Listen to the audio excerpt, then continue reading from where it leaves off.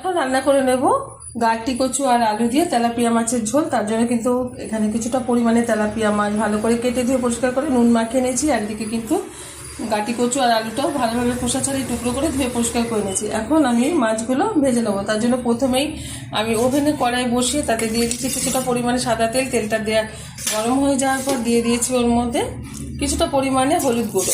এখন আস্তে আস্তে করে মাছগুলো ছেড়ে লাল লাল করে ভেজে তুলে নেবো একটা পাত্রে। মাছগুলো কিন্তু সুন্দরভাবে ভাজা হয়ে গেছে, তুলে নিচ্ছি একটা পাত্রে।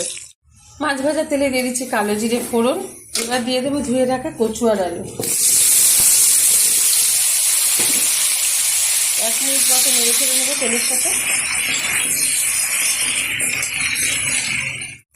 1 মিনিট মতো আমি তেলের সাথে নেড়ে ছেড়ে নিয়েছি। এবার দিয়ে দেবো 1 চামচ মতো জিরের গুঁড়ো, দিয়ে দিচ্ছি 1/2 চামচ মতো লঙ্কার গুঁড়ো, দিয়ে দেবো এবার কিছুটা পরিমাণে আদা বাটা, দিয়ে দিচ্ছি 1 চামচ হলুদ গুঁড়ো, দিয়ে দিচ্ছি পরিমাণ মতো লবণ। ঠিক যতটা ঝোল রাখবো সেই অনুযায়ী কিছু লবণটা ব্যবহার করলাম।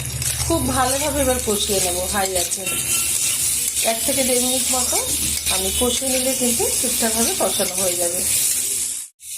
খুব ভালোভাবে মশলাটা কষানো হয়ে গেছে। এখন দিয়ে দেবো এর মধ্যে পরিমাণ মতো জল।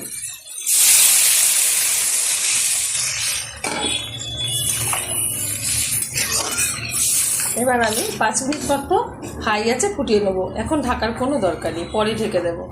5 মিনিট মতো হাই আছে আমি কিন্তু মাছের ঝোলটা ফুটিয়ে নিয়েছি। এবার দিয়ে দেবো ভেজে রাখা তেলাপিয়া মাছ, কিছুটা কুচিয়ে নিয়েছি ধনেপাতা, আর একটা ছোট সাইজের টমেটো টুকরো করে নিয়েছি। এবার দিয়ে দিচ্ছি এর মধ্যে।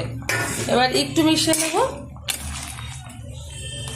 আলু আর কচুটা কিন্তু 80% মতো সিদ্ধ হয়ে গেছে। যে ঢেকে দিচ্ছি 5 মিনিটের জন্য। 5 মিনিট বাদে ঢাকনাটা তুলে দিচ্ছি।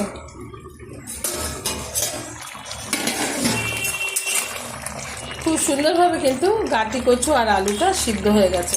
এদিকে ঝোলটাও হয়ে গেছে। নামিয়ে ঢেলে দেবো একটা পাত্রে। দেখাবে পরে ভিডিওতে নতুন কোনো রেসিপি নিয়ে। ধন্যবাদ।